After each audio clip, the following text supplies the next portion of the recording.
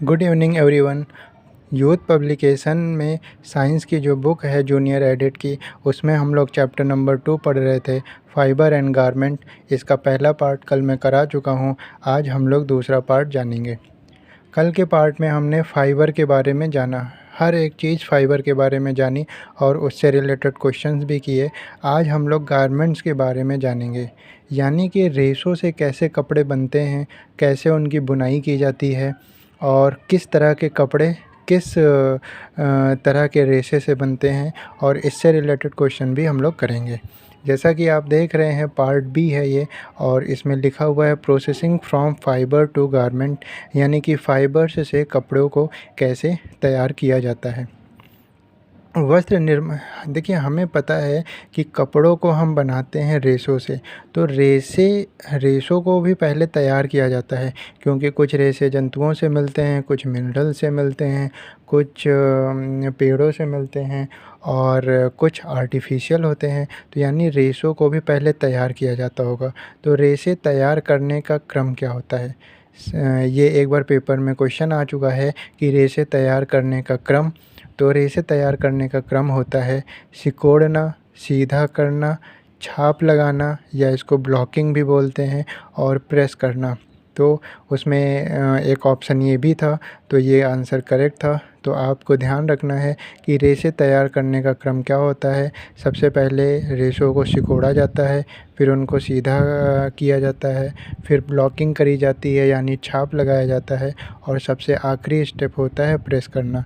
तो इस तरह से हम रेशे को तैयार करते हैं कपड़े बनाने के लिए। दूसरा पार्ट दिया हुआ है कि एक अच्छा लेवल। देखिए जब हम कपड़े ख़रीद कर लाते हैं तो उसमें एक लेवल लगा होता है। तो एक बार क्वेश्चन में पेपर ये भी आ गया था कि एक अच्छे लेवल से हमें क्या क्या जानकारी मिलती है। तो देखिए लेवल जो लगा होता है, आप उस पर अगर ध्यान देंगे तो उसमें 4-5 चीज़ें दी हुई होती हैं। तो एक अच्छा लेवल हम कैसे बता पाएंगे? अगर ये 3 जानकारियाँ हमें उस लेवल से प्राप्त होती हैं तो हम ज़रूर कहेंगे कि वो एक अच्छा लेवल है। देखिए सबसे पहला तो ये कपड़े के रेशे का अंश है, यानी कि कपड़े किन रेशों से बने हैं। अगर लेवल में उसकी जानकारी है तो वो एक अच्छा लेवल हो सकता है। और ये दोनों भी कंडीशन फुलफ़िल होनी चाहिए कि फिनिश्ड का प्रकार यानी परिसज्जा का प्रकार। अब ये परिसज्जा वर्ड शायद आप ना जानते हो अच्छे से, इसके बारे में हमने यहाँ पर डिटेल में बात करी है। तो पहला तो ये था कि कपड़े के रेशे का अंश क्या है, यानी कि कपड़े किन रेशों से बने हैं। दूसरा ये परिसज्जा का प्रकार, मतलब किस तरह की परिसज्जा करी गई है उसमें, यानी कि किस तरह से फिनिशिंग दी गई है। और तीसरा पॉइंट ये है कि सफाई एवं धोने की विधि, कपड़ों को किस तरह से साफ़ करना है या किस तरह से धोना है, उसकी विधि। तो अगर ये 3 चीज़ें हमें पता चल रही हैं उस लेवल से, तो हम कहेंगे कि वह एक अच्छा लेवल है। पेपर में क्वेश्चन आया था कि अच्छे लेवल से हमें कौन कौन सी जानकारियाँ मिलती हैं। ए ऑप्शन ये था, बी ऑप्शन ये था, सी ऑप्शन ये था और डी ऑप्शन था इनमें से सभी। तो इनमें से सभी करेक्ट आंसर हो गया था। अब यहाँ पे परिसज्जा आया था, यानी कि फिनिशिंग जिसको बोलते हैं, फिनिशिंग देना। तो ये इसके बारे में थोड़ी सी बात करते हैं, इसीलिए तीसरा पॉइंट बनाया है परिसज्जा का। देखिए जैसे घरों में जैसे जब घर बनते हैं तो दीवारें उठती हैं, छत पड़ती है, कमरे बनते हैं, ठीक है, ये सब हो गया। उसके बाद जो काम हो रहा होता है तो हमसे पूछता है कोई कि भाई क्या काम चल रहा है, तो हम कहते हैं कि अरे घर की फिनिशिंग हो रही है, मतलब घर की फिनिशिंग का काम चल रहा है। यानी कि उसका बाहरी लुक निखारने की कोशिश करी जा रही है, उसके अंदर जो क्वालिटीज़ हैं उसमें वृद्धि करने की कोशिश करी जा रही है, वो सुंदर लगे, आकर्षक लगे, ऐसा बनाने की कोशिश करी जा रही होती है। तो उसी को हम बोलते हैं क्या, फिनिशिंग दी जा रही है। तो देखिए परिसज्जा क्या है, फिनिशिंग, यानी कि कपड़े भी जब बनते हैं तो उनको आकर्षक बनाने के लिए, सुंदर बनाने के लिए, या बाहर से देखने में अच्छा लगे, तभी तो कस्टमर उसको ख़रीदेगा।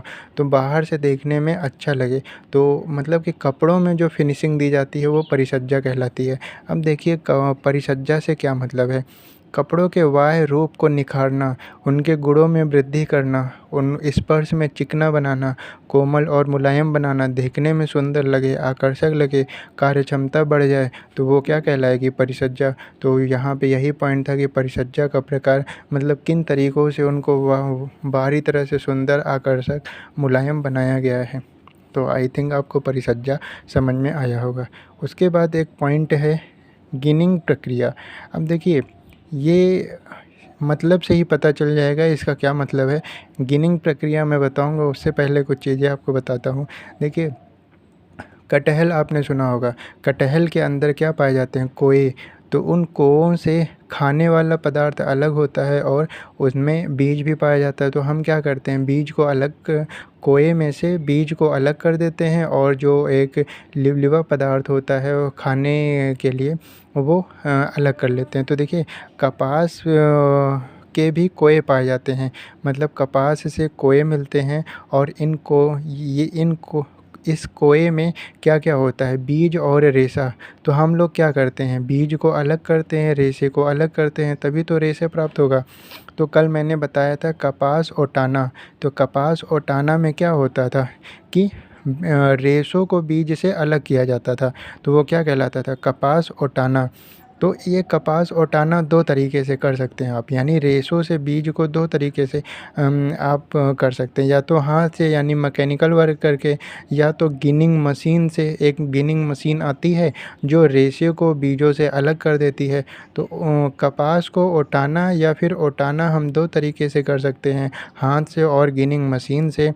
तो हाथ से किया तो वो मैकेनिकल वर्क हो गया, और गिनिंग मशीन से किया तो वही गिनिंग प्रक्रिया कहलाती है, यानी कि सूत से बीज अलग करने की प्रक्रिया गिनिंग प्रक्रिया कहलाती है। अब हम लोग कपास को ओटाते क्यों हैं, तो कपास ओटाना कल मैंने बताया था कि रेशों से बीज को अलग करना कपास ओटाना कहलाता है।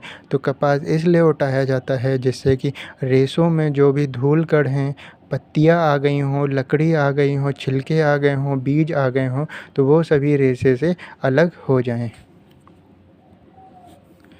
इसके बाद बात करते हैं, उस बुक में सेल्वेज के बारे में दिया हुआ था।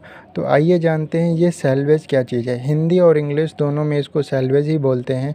तो देखिए जब कभी कपड़े तैयार होते हैं तो आपने देखा होगा साइड में जो बुनाई होती है वो एक अलग तरीके की बुनाई होती है, जिससे कि रेशे अलग अलग ना हो पाएँ। और कभी वो सिलाई खुल जाती है तो क्या होता है, रेशे अलग अलग होने लगते हैं। तो वो साइड में जो सिलाई करी गई रहती है, जिससे कि रेशे अलग अलग ना हो पाएँ, एक ही में फंसे रहें, तो वही सेल्वेज कहलाती है। आइए जानते हैं बुक में क्या दिया हुआ है।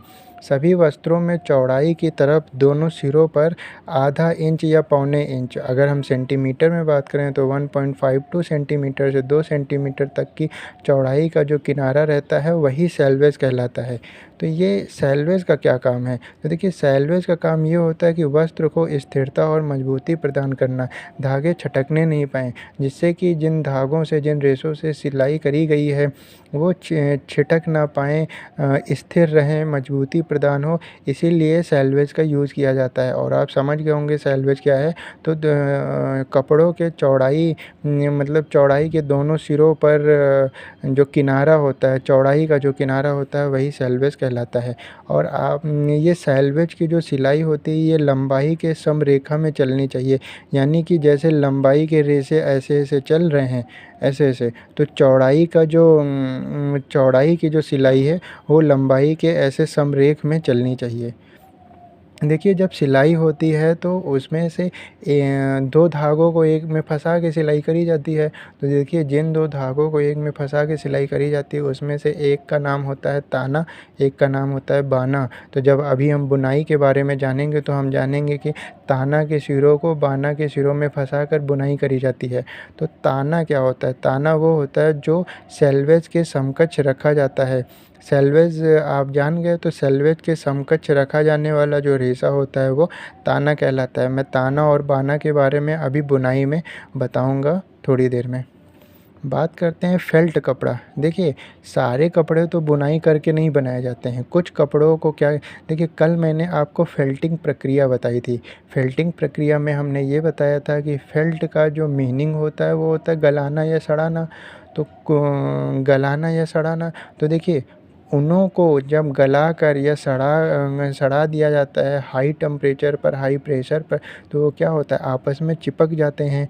तो उससे जो फेल्ट प्राप्त होता है, उनसे जो कपड़ा बनता है वो कपड़ा बनता है, वो फेल्ट कपड़ा कहलाता है। फेल्टिंग के मतलब से ही इसका सारा अर्थ छुपा हुआ है। तो फेल्ट कपड़ा में एक बार पेपर में क्वेश्चन ये आया कि फेल्ट कपड़ा तैयार किया जाता है बुनकर, गलाकर या और जो भी ऑप्शन दिए हुए हैं। तो आपको बता दूं फेल्ट कपड़े में बुनाई नहीं की जाती है। कैसे तैयार किया जाता है फेल्ट कपड़े को? नमी, ताप, दाब उन्हीं रेशों को हाई टेम्परेचर पर, हाई प्रेशर पर रखा जाता है तो वो आपस में उलझ कर जम जाते हैं और उनसे क्या बनाया जाता है? हाँ, फेल्ट कपड़े से क्या क्या तैयार किया जाता है? तो कंबल, दरी, कालीन, स्वेटर, मोजे ये किसी से तैयार किए जाते हैं? ये फेल्ट कपड़ों से तैयार किए जाते हैं। एक आर्टिफिशियल फ़ाइबर की बात करी गई थी बुक में आर्लॉन की।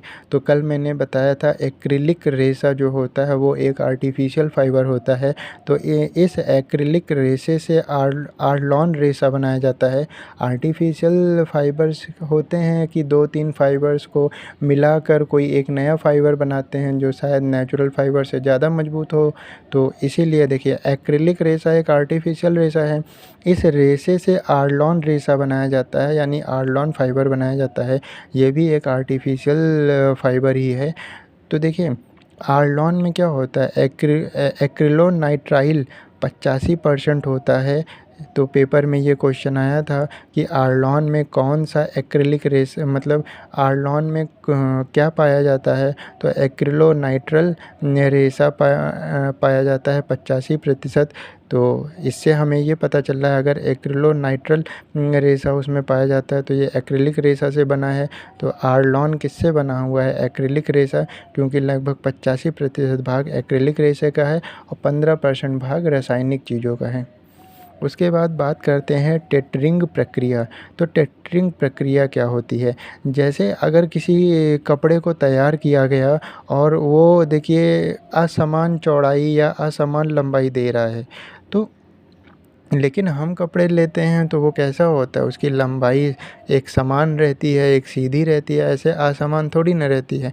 तो देखिए असमान बुनाई करने के बाद या उनको गला के आपस में चिपकाने के बाद अगर असमान स्ट्रक्चर प्राप्त हो जाता है तो कोई तरीके से फिर उसको समान लंबाई दी जाती होगी, समान चौड़ाई दी जाती होगी।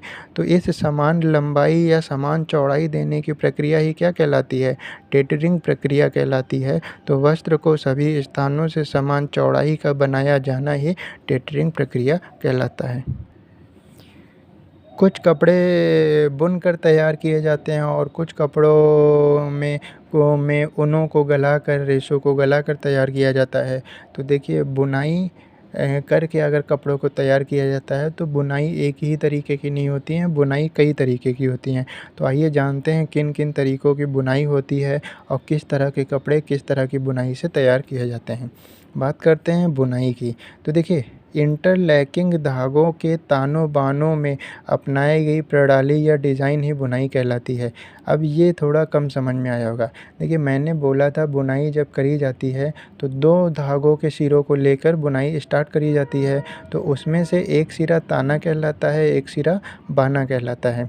तो देखिए ताने के धागों को बाने के धागों से फँसाना वो बुनाई कहलाता है। पेपर में क्वेश्चन ये आया था, ये दोनों ही आया था, इसीलिए मैंने ये दोनों पॉइंट लिखा है कि इंटरलॉकिंग धागों के तानों बानों में अपनाई गई प्रणाली या डिज़ाइन क्या कहलाती है? तो बुनाई कहलाती है। और ये भी क्वेश्चन आया था ताने के धागे को बाने के धागे से फँसाना क्या कहलाता है? तो ये भी बुनाई कहलाती है। अब बुनाई देखते हैं किस किस तरह की बुनाई की जाती है। एक है शेडिंग बुनाई। तो शेडिंग बुनाई में क्या होता है? करदे के हार्नेस द्वारा ताने के धागों को ऊपर उठाने की प्रक्रिया शेडिंग बुनाई कहलाती है। अब देखिए रेशे किनसे तैयार किए जाते हैं या रेशों से कपड़े की बुनाई किनसे की जाती है? करदे नामक समझ लीजिए एक मशीन है या एक उपकरण है, करदा उससे तैयार करी जाती है। और करदे में क्या लगा होता है? हार्नेस। तो करदे में लगा हुआ हार्नेस के द्वारा ताना और बाना 2 रेशे होते हैं तो उसमें ताने के धागे को ऊपर उठाने की प्रक्रिया वो क्या कहलाती है? जैसे ये ताना धागा है तो ताने के धागे को ऊपर बार-बार उठाएगा ये हार्नेस ना, जिससे कि क्या होगा? करदे के हार्नेस द्वारा ताने के धागों को बार-बार उठाना तो इस तरह की प्रक्रिया से जब बुनाई करी जाती है तो वो शेडिंग बुनाई कहलाती है। उसके बाद बात करते हैं ट्विल बुनाई की, यानी कि ट्विल वीव की। तो देखिए, बाने के धागे ताने के 2 या 2 से अधिक धागों के ऊपर से निकलकर, यानी कि देखिए ताने के वो बाने के जो धागे होते हैं वो ताने के 2 या 2 से अधिक धागों के ऊपर से निकलते हैं और ताने किसी एक बाने के धागे से निकलता है और अंत तक यही प्रक्रिया चलती रहती है। तो इस तरह की बुनाई जो है वो ट्विल बुनाई कहलाती है। एक बार फिर से मैं बता देता हूँ ट्विल बुनाई क्या होती है। बाने के धागे ताने के 2 या 2 से अधिक धागों के ऊपर से निकलते हैं, लेकिन ताने के धागे वो एक बाने के धागे से निकलकर जो सिलाई करी जाती है वो ट्विल बुनाई कहलाती है। अब देखिए इसमें क्या होता है कि एक लहर के समान धारियाँ दाईं से बाईं ओर और बाईं से दाईं ओर जाती हुई हमको दिखाई देती है। जब ये बुनाई कर दी जाती है ट्विल बुनाई, आप देखेंगे तो उसमें एक समान धारियाँ दाईं से बाईं और बाईं से दाईं ओर जाती हुई दिखाई देती हैं। तो पेपर में क्वेश्चन आया था कि किस तरह की बुनाई में एक लहर के समान धारियाँ दाईं से बाईं अथवा बाईं से दाईं ओर जाते हुए दिखाई देती हैं, तो ट्विल बुनाई में। और इस बुनाई से निर्मित वस्त्र की सतह पर तिरछी धारियाँ दिखाई देती हैं। तो एक क्वेश्चन ये भी आया था कि तिरछी धारियाँ किस तरह की बुनाई में दिखाई देती हैं, तो वो ट्विल बुनाई में दिखाई देती हैं और इस तरह की बुनाई बहुत अधिक टिकाऊ होती है। और ट्विल बुनाई का उदाहरण की अगर हम बात करें तो खाकी जो तैयार की जाती है वो ट्विल बुनाई से तैयार की जाती है। डेनिम तैयार की जाती है वो भी ट्विल बुनाई से तैयार की जाती है। तो खाकी और डेनिम ये बहुत इम्पोर्टेंट उदाहरण है। पेपर में ये भी आया हुआ है कि खाकी और डेनिम किस तरह की बुनाई का उदाहरण है, तो वो ट्विल बुनाई का उदाहरण है। उसके बाद बात करते हैं डबल बुनाई। देखिए डबल बुनाई, आजकल ऐसे भी कपड़े तैयार हो रहे हैं जो डबल साइडेड होते हैं। मतलब आप उनको उल्टा करके पहन लीजिए, सीधा करके पहन लीजिए, उल्टे में अलग तरीके का दिखेगा आपको और सीधे में अलग तरीके का दिखेगा। मतलब आप दोनों ही साइड से पहन सकते हैं। तो उस तरह के कपड़े डबल बुनाई से तैयार किए जाते हैं। डबल बुनाई या डबल क्लॉथ वीव की अगर हम बात करें तो देखिए इसमें क्या था, ताने के धागों को ऊपर उठाने की प्रक्रिया शेडिंग कहलाती थी। इसमें क्या था, बाने का एक धागा और ताने के 2 या 2 से अधिक धागों से सिलाई करी जाती थी। लेकिन डबल बुनाई में क्या होता है, 2 ताना के रेशे और 2 बाना के रेशों से जो सिलाई करी जाती है वो डबल बुनाई कहलाती है।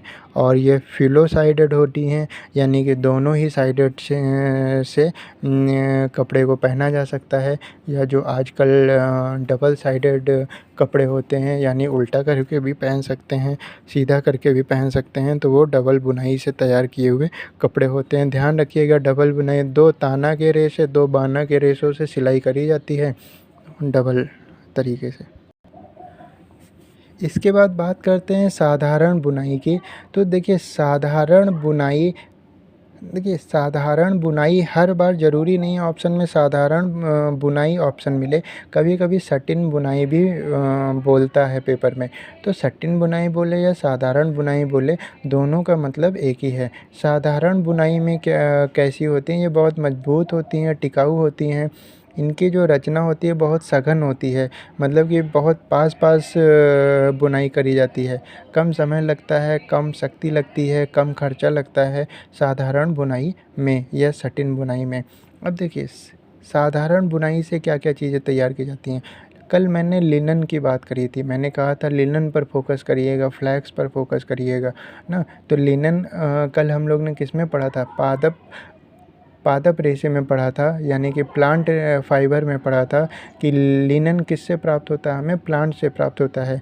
तो लिनन रेशे से हम क्या क्या बनाते हैं, लिनन रेशे से साधारण बुनाई कर कर हम रुमाल, तौलिया और मेजकोश तैयार करते हैं। पेपर में क्वेश्चन आया था कि रुमाल, तौलिया और मेजकोश को हम किस तरह की बुनाई से प्राप्त करते हैं, साधारण बुनाई से, और किस रेशे से प्राप्त करते हैं, तो लिनन से। उसके बाद बात करते हैं ऊन। तो ऊन कल हम लोग ने जाना था कि जंतुओं से प्राप्त होने वाले रेशे ऊन और रेशम थे। तो ऊन से हम क्रेप, ट्वीड और होप स्पन प्राप्त करते हैं। तो देखिए जो नए वर्ड आ रहे हैं जैसे रुमाल, तौलिया, मेज पोस्ट तो आपने सुना है, लेकिन क्या क्रेप ट्वीट सुना है? नहीं। तो जो नहीं सुना है उस पर ज़्यादा फोकस करिए। पेपर में आ जाएगा क्रेप ट्वीट किससे संबंधित है, तो लिनन से, ऊन से या संश्लेषित रेशे से। नहीं सुने होंगे तो नहीं कर पाएंगे, तो ऊन से। तो क्रेप ट्वीट पर फोकस करिए, होप स्पन पर फोकस करिए। तो क्रेप ट्वीट और होप स्पन किससे प्राप्त होते हैं? हमें ऊन से प्राप्त होते हैं, और इनमें साधारण बुनाई करके हम ऊन तैयार करते हैं। उसके बाद बात करते हैं संश्लेषित रेशे से, यानी कि आर्टिफिशियल रेशे से हम आर्गेंडी, सटिंग, टोफ्टा और क्रेप तैयार करते हैं।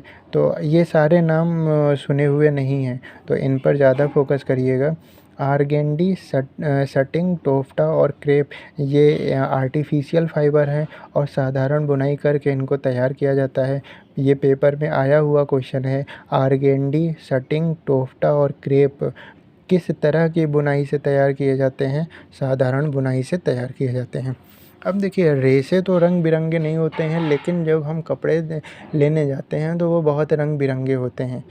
रेशे होते हैं रंग बिरंगे, लेकिन इतने तरह के रंग नहीं होते हैं रेशों में जितने तरह के रंगों के आजकल कपड़े आ रहे हैं। तो यानी कि इनको रंग देने के लिए किसी चीज़ का यूज़ किया जा रहा होगा। तो आइए जानते हैं किसका यूज़ किया जा रहा है। एक टर्म आता है रंजक। जब हम गारमेंट्स की बात करते हैं तो जैसे बुनाई करी जाती है, वैसे एक टर्म आता है रंजक। रंजक यानी कि डाइज़। अब आप समझ गए होंगे, बालों में लोग डाई लगाते हैं उसको कलर देने के लिए, तो कपड़ों में जो डाइज़ यूज़ होती हैं वो रंजक कहलाती हैं। दो तरह की होती हैं, प्राकृतिक रंजक भी होती हैं और कृत्रिम रंजक भी होती हैं। रेशे भी हमारे दो तरह के थे। ये भी देखिए, ये दो तरह की होती हैं। कभी कभी स्थायी और अस्थायी रंजक की भी बात करी जाती है। देखिए dyes are of two types, natural और आर्टिफिशियल। तो वैसे ही एक परमानेंट और नॉन परमानेंट डाइज भी होती हैं। तो देखिए प्राकृतिक डाइज किन से प्राप्त होती हैं? जामुन से, कत्था से, हल्दी से, मेहंदी से, केसर से, पलाश के फूल से, हरसिंगार के फूल से। तो ये चीज़ें हैं जिनसे हम प्राकृतिक रंजक प्राप्त करते हैं। हल्दी से रिलेटेड क्वेश्चन भी पूछा गया है कि हल्दी मतलब कि कैसा डाई है, प्राकृतिक है या कृत्रिम है? तो हल्दी एक प्राकृतिक रंजक भी है।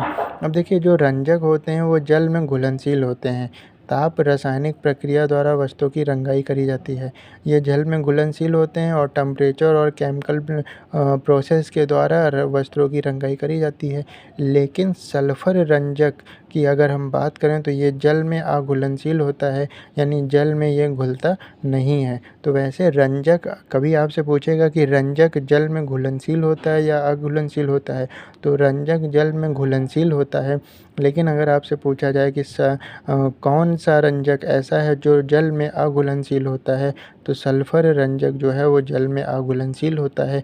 पेपर में ये क्वेश्चन आया था कि सूती कपड़ों पर गहरा काला रंग प्रदान करने के लिए किस रंजक का इस्तेमाल किया जाता है? तो वो सल्फर रंजक का इस्तेमाल किया जाता है। कुछ पॉइंट्स और दिए हुए थे बुक में, उनको भी डिस्कस करना ज़रूरी है कि देश का पहला जूट कारखाना किसने बनवाया था, ये किसने स्थापित करवाया था? तो देखिए देश का पहला जूट कारखाना जूट जा यानी कि जॉर्ज ऑकलैंड ने 1859 में पहला जूट कारखाना लगवाया था। तो जूट से जा और जा से ही जॉर्ज ऑकलैंड। तो आप ये ध्यान रखिएगा कि देश का पहला जूट कारखाना जॉर्ज ऑकलैंड ने 1859 में लगवाया था। उसके बाद बात करते हैं कि पहला जूट कारखाना जॉर्ज ऑकलैंड ने लगवा तो दिया, लेकिन ज़्यादातर जूट कारखाने कहाँ पे हैं? तो जब अंग्रेज़ आए थे तो उनका केंद्र बिंदु था बंगाल। तो यानी कि बंगाल में ही कहीं लगवाए होंगे, तो पश्चिम बंगाल में। तो ज़्यादातर जूट कारखाने आपको कहाँ पर मिलेंगे? पश्चिम बंगाल में। भारत विश्व का दूसरा सबसे बड़ा रेशम उत्पादक है। मतलब वर्ल्ड में इंडिया की अगर रैंक की बात करें तो सेकंड प्लेस पर है वो रेशम के उत्पादक में, प्रोडक्शन में। देश का पहला आधुनिक रेशम कारखाना। देश का पहला आधुनिक रेशम कारखाना, ध्यान रखिएगा, ये जूट कारखाना था। जूट से जा और जा से जॉर्ज ऑकलैंड और 1859। लेकिन हम बात कर रहे हैं पहला आधुनिक रेशम कारखाना। तो जूट कारखाने के लगने से पहले रेशम कारखाना लग चुका था 1832 में हावड़ा बंगाल में, यानी कि उनका केंद्र बिंदु था अंग्रेज़ों का। तो जो भी काम हो रहा था उस समय बंगाल में ही हो रहा था। तो पहला आधुनिक रेशम कारखाना भी 1832 हावड़ा में। उन उत्पादक अग्रणी राज्य, देखिए उनके उत्पादन में भारत का कौन सा राज्य सबसे आगे है? पंजाब। उनके उत्पादन में भारत का कौन सा राज्य सबसे आगे है? पंजाब। पूर्व का बोस्टन संज्ञा किस सूती केंद्र को दी गई है? तो देखिए ऑप्शन में आप ये भी देख सकते हैं कि पूर्व में कौन सा राज्य पड़ता है। तो पूर्व का बोस्टन संज्ञा अहमदाबाद, ये नक्शे में जब आप देखेंगे इंडिया के मैप में तो ये पूर्व में है। तो अहमदाबाद क्या है? पूर्व का बोस्टन बोला जाता है अहमदाबाद को। देश का पहला वस्त्र पार्क, तो पहला वस्त्र पार्क बेंगलोर में है। केंद्रीय एरी रेशम अनुसंधान संस्थान कहाँ पर है? तो मेंदी पाथर। अब ये मेंदी पाथर कहाँ पर है? तो मेघालय, माँ से मेंदी पाथर और माँ से मेघालय। तो केंद्रीय एरी रेशम अनुसंधान संस्थान मेंदी पाथर केरला में है। कल के वीडियो में हम लोग ने 36 क्वेश्चन तक किया था। लास्ट क्वेश्चन किया था कि अग्नि प्रतिरोधी वस्त्र कौन सा है? तो हम लोग ने जाना था एस्बेस्टॉस और स्पेंडेक्स जो है वो अग्नि प्रतिरोधी होता है। तो इसमें देख लीजिए एस्बेस्टॉस और स्पेंडेक्स में से कौन है? तो एस्बेस्टॉस तो नहीं है पर स्पेंडेक्स है, तो यानी अग्निरोधी वस्त्र स्पेंडेक्स। आज हम इसके आगे डिस्कस करेंगे। देखिए पहले पार्ट में इन्होंने फाइबर के बारे में समझाया है और दूसरे पार्ट में इन्होंने गारमेंट्स के बारे में बताया है। तो आइए एक एक करके क्वेश्चंस को देखते हैं। इन्होंने क्वेश्चन पूछा है कि वस्त्र निर्माण के लिए रेशे तैयार करने का सही क्रम क्या है? तो मैंने ये आपको बताया है कि वस्त्र निर्माण करने के लिए रेशे को तैयार करने का सही क्रम है सबसे पहले सिकोड़ना, फिर सीधा करना, फिर ब्लॉकिंग करना, फिर प्रेस करना। तो देखिए प्रेस करना नहीं, सीधा करना नहीं, सिकोड़ना हाँ, पहला स्टेप सिकोड़ना है, दूसरा सीधा करना, तीसरा छाप लगाना या ब्लॉकिंग करना और चौथा प्रेस करना। तो ये सी ऑप्शन इज़ करेक्ट। उसके बाद बात करते हैं वस्त्रों को दी जाने वाली फंक्शनल परिसज्जा क्या है? परिसज्जा की हमने बात करी थी, यानी कि फिनिशिंग देना। तो वस्त्रों को दी जाने वाली फंक्शनल परिसज्जा क्या है? तो वो है सिकुड़न अवरोधक और फ्लेम प्रूफिंग। तो वस्त्रों को दी जाने वाली फंक्शनल परिसज्जा क्या है? सिकुड़न, अवरोधन और फ्लेम प्रूफिंग। उसके बाद बात करते हैं 39 की। एक अच्छा लेवल निम्नलिखित से संबंधित जानकारियाँ प्रदान करता है। मैंने बताया था एक अच्छा लेवल कपड़े के तंतु का अंश बताएगा, परिसज्जा का प्रकार भी बताएगा, सफाई और धोने की विधियाँ भी बताएगा, यानी उपरोक्त सभी is the correct answer. Question number 40 में ये कह रहा है कि वस्त्र परिसज्जा माध्यमों में से कौन सा कई वस्त्रों को इकट्ठा परिष्कृत करने में उपयोग किया जाता है? देखिए वस्त्र परिसज्जा क्या होती है हम लोग ने जाना था, बाहरी लुक देना, उसको आकर्षक बनाना ना। तो मतलब कि वस्त्र परिसज्जा माध्यमों में मतलब बहुत सारे कपड़ों को एक साथ अगर परिसज्जा दी जाए तो वो उसमें किसका प्रयोग किया जाएगा? तो उसमें टनल का प्रयोग किया जाएगा। टनल के प्रयोग द्वारा बहुत सारे कपड़ों को एक साथ परिसज्जा दी जाती है।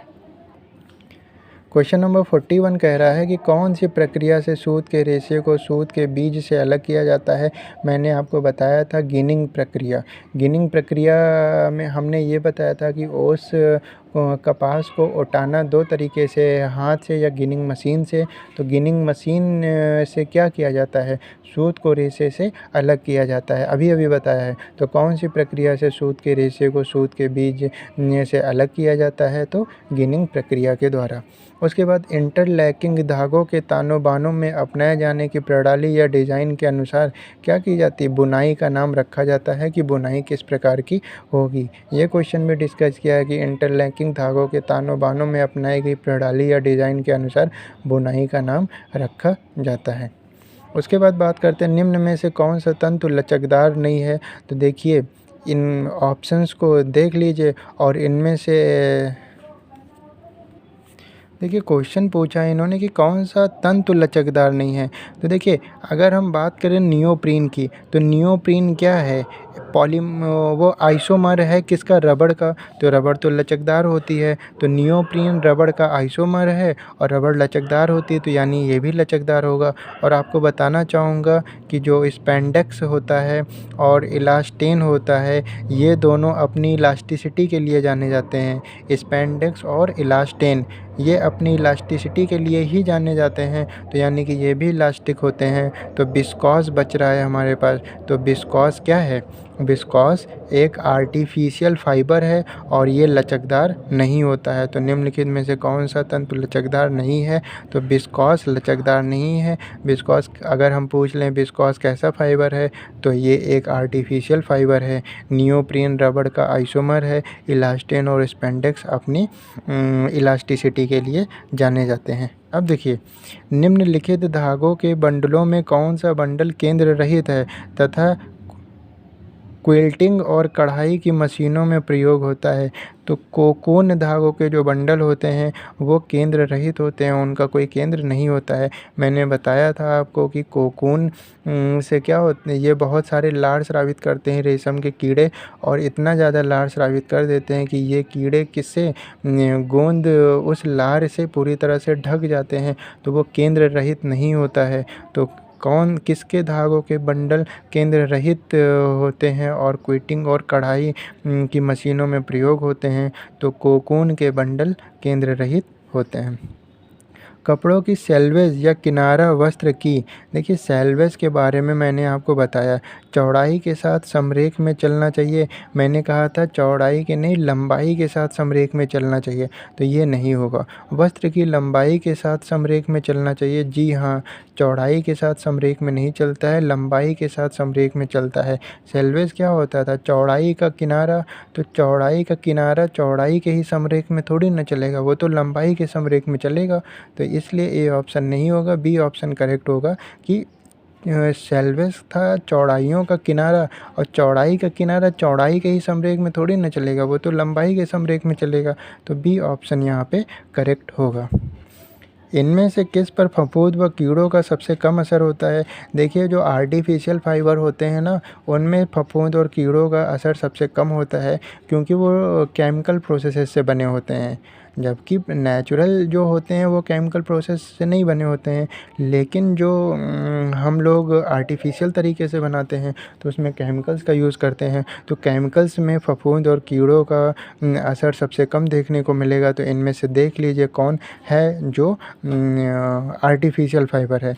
तो देखिए वेजिटेबल रेशा, ये तो नेचुरल फाइबर है, ये नहीं होगा। जंतु निर्मित रेशा, ये भी नहीं होगा। सिंथेटिक रेशा, सिंथेटिक कैसा होगा, आर्टिफिशियल फाइबर हो गया, तो यहाँ पे ये ऑप्शन करेक्ट होगा। देखिए क्वेश्चन नंबर 47 कह रहा है क्रॉस लिंकेज व साइड चेन अधिकांशतः पाई जाती है। आपको ध्यान होगा कल मैंने बताया था कि कपास के रेशों में क्या पाया जाता है, प्रोटीन पाया जाता है। तो कपास और लिनन के रेशों में प्रोटीन पाया जाता है, वही प्रोटीन क्या कहलाते हैं, क्रॉस लिंकेज या साइड चेन। तो कभी पूछ ले अगर क्रॉस लिंकेज और साइड चेन अधिकांशतः पाई जाती हैं, तो ये प्रोटीन रेशों में पाई जाती हैं। यहाँ पे वही बात लिखी हुई है कि कपास और लिनन के रेशे में कार्बोक्सिल समूह होता है। तो कभी पूछ ले क्रॉस लिंकेज और साइड चेन के रूप में पाया जाता है, प्रोटीन रेशे में क्रॉस लिंकेज और साइड चेन अधिकांशतः पाया जाता है। यह कपड़ा सीधे तंतुओं से बनाया जाता है, मतलब ऐसा कौन सा कपड़ा है जो सीधे तंतुओं से बनाया जाता है, यानी कि उनकी बुनाई नहीं करी जाती है, सीधे रेशों से कपड़ा बना दिया जाता है। तो देखिए बुनाई किस पर नहीं की जाती थी, फेल्टिंग प्रोसेस में बुनाई नहीं करी जाती है। फेल्टिंग का मतलब होता है गलाना या सड़ाना। तो वो क्या करते हैं, रेशों को गला के सड़ा के आपस में चिपका के कपड़ा तैयार कर देते हैं। तो यहाँ पे फेल्ट कपड़ा क्या होगा, फेल्ट कपड़े में कपड़ा सीधे तंतुओं से बनाया जाता है, बुनाई नहीं करी जाती है।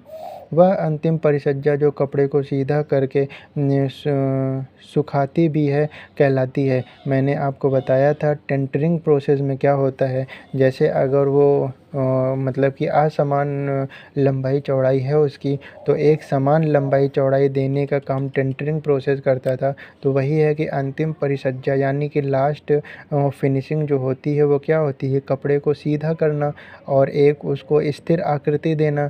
तो वह अंतिम परिसज्जा जो कपड़े को सीधा करके सुखाती भी है, क्या कहलाती है, टेंटरिंग प्रोसेस। आर्लॉन के निर्माण में उपयोगी निम्न में से कौन सा रासायनिक तत्व है। मैंने बताया था आर्लॉन क्या है, एक आर्टिफिशियल फाइबर है और ये एक्रिलिक फाइबर से बना होता है। आर्लॉन में 85% एक्रिलिक फाइबर होता है। तो उसमें क्या होता है, नाइट्राइल एक्रिलोनाइट्राइल 85% होता है। तो आर्लॉन के निर्माण में उपयोगी निम्न में से कौन सा रासायनिक तत्व है, एक्रिलोनाइट्राइल 85%। कंधे के हार्नेस द्वारा ताने के धागों को ऊपर उठाने की प्रक्रिया जिसमें शटल नीचे से गुजर सके, क्या कहलाता है। तो वो क्या कहलाता है, वो शेडिंग कहलाता है। तो कंधे के हार्नेस द्वारा ताने के धागे का ऊपर उठना वो शेडिंग कहलाता है। मैं जब बुनाई बता रहा था तो सबसे पहला जो पार्ट है वो मैंने शेडिंग के बारे में ही बताया था कि शेडिंग में क्या होता है, पर्दे से बुनाई करी जाती है और पर्दे में हार्डनेस होता है और हार्डनेस से ताने के धागे को अगर हम ऊपर उठाते हैं तो वो शेडिंग प्रोसेस कहलाती है। धागे जो सेल्वेज के समकक्ष रखे जाते हैं, मैंने बताया था कि ताना धागे को मतलब सेल्वेज के समकक्ष रखा जाता है। तो कौन से धागे सेल्वेज के समकक्ष रखे जाते हैं, तो ताना धागा जो है वो सेल्वेज के समकक्ष रखा जाता है। कपड़े की लंबाई व चौड़ाई को वांछित दशा में लाने के लिए वस्त्रों पर की जाने वाली परिसज्जा टेंटरिंग कहलाती है। अभी हमने यहाँ पर टेंटरिंग की बात करी थी। देखिए, लंबाई और चौड़ाई को वांछित दशा में लाने के लिए वस्त्र पर की जाने वाली परिसज्जा वो क्या कहलाएगी, टेंटरिंग। कपड़ा बनाने की विधि, तो कपड़ा हम बुनाई से वो करते हैं, तो कपड़ा बनाने की विधि क्या हो जाएगी, बुनाई। डेनिम बनाने में उपयोग आती है। आपको ध्यान होगा मैंने डेनिम और खाकी दो चीज़ों की बात करी गई थी। तो डेनिम और खाकी किससे तैयार करी जाती थी, ट्विल बुनाई में। और आपको याद दिला दो, ट्विल बुनाई में क्या होता है, बाना धागा जो है वो ताने के दो या दो से अधिक धागों के ऊपर से होकर गुजरता था और ताना वो बाना के एक धागे से होकर गुजरता था, वो ट्विल बुनाई कहलाती थी। और खाकी और डेनिम ट्विल बुनाई से तैयार किए जाते हैं।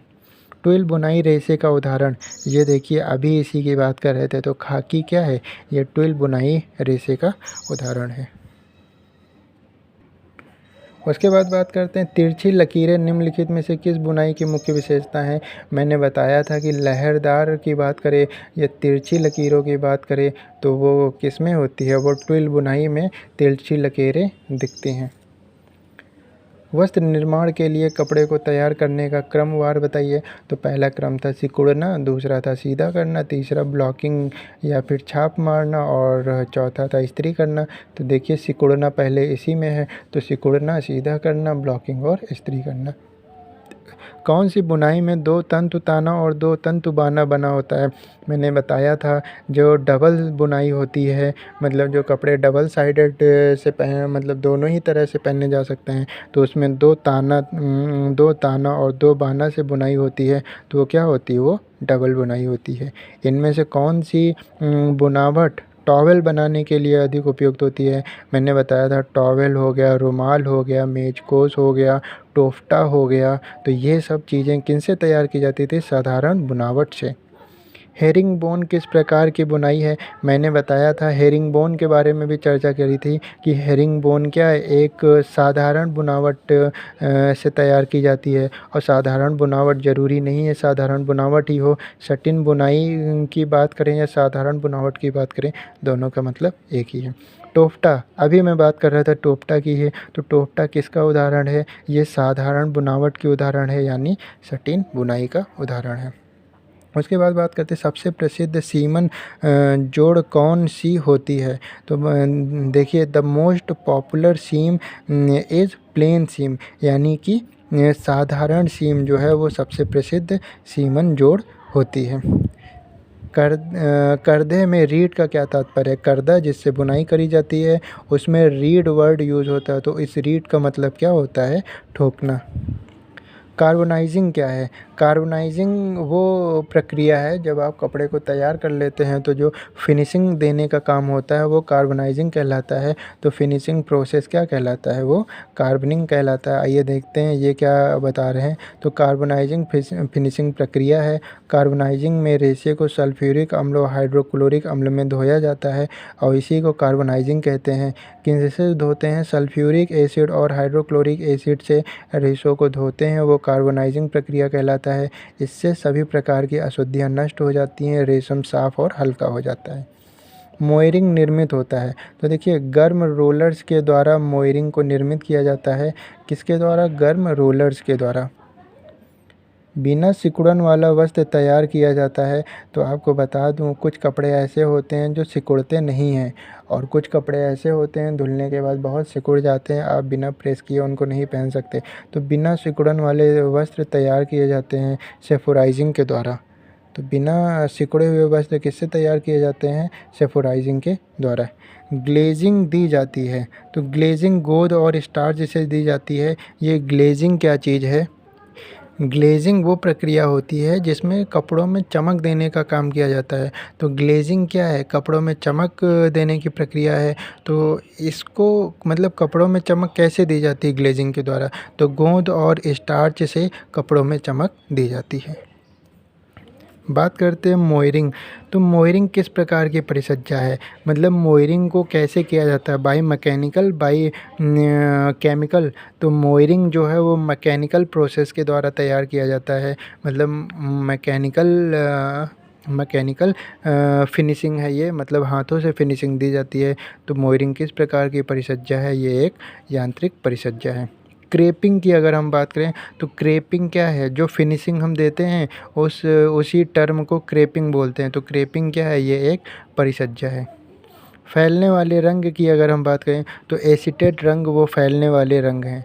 फैलने वाले रंग कौन से हैं?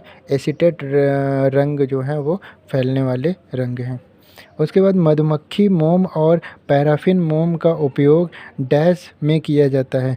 तो बाटिक में मधुमक्खी मोम और पैराफिन मोम का उपयोग किया जाता है।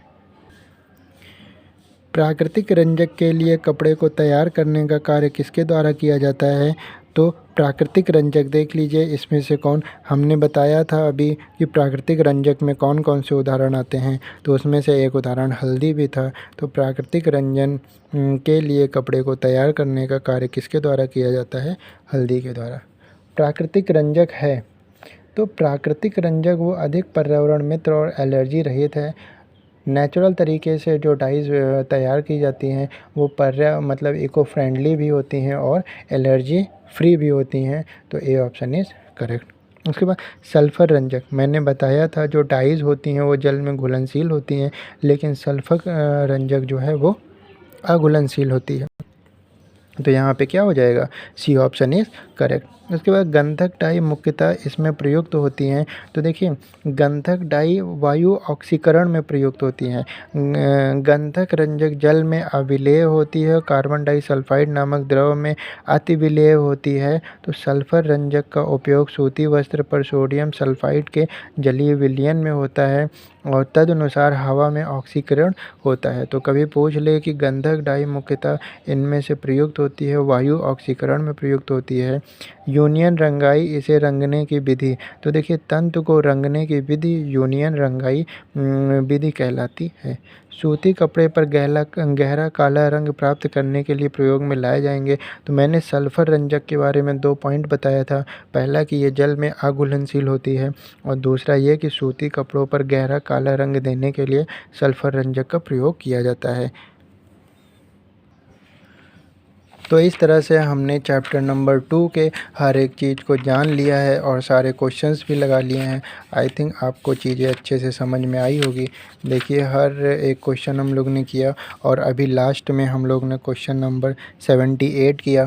तो चैप्टर 2 फाइबर एंड गारमेंट, ये देखिए चैप्टर 2 को आज हम लोग ने चैप्टर 2 को हम लोग ने कंप्लीट कर लिया। एक एक करके हम लोग सारे चैप्टर को कंप्लीट करेंगे। Thank you class. अगर आपको वीडियो समझ में आ रही है, अच्छा लग रहा है तो लाइक सब्सक्राइब ज़रूर करिए।